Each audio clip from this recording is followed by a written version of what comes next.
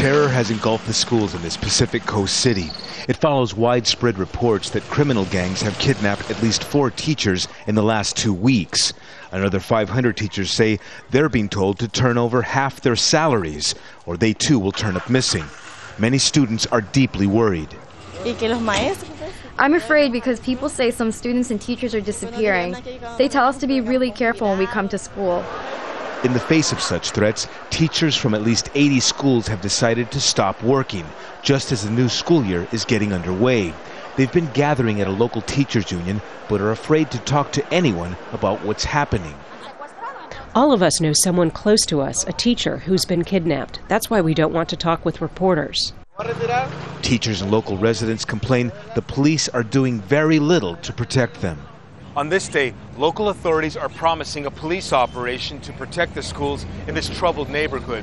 But the strongest police presence we found are these few vehicles here parked at the station.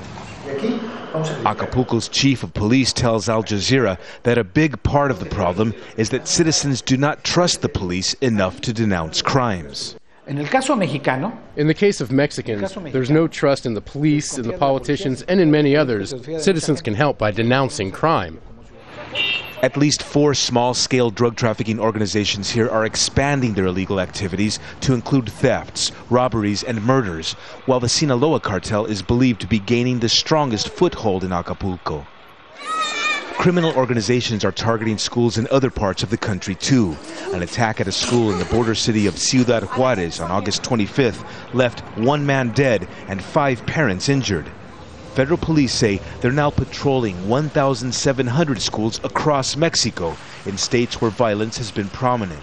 But in Acapulco, many people feel unsafe. It's like living in hell because there is so much insecurity.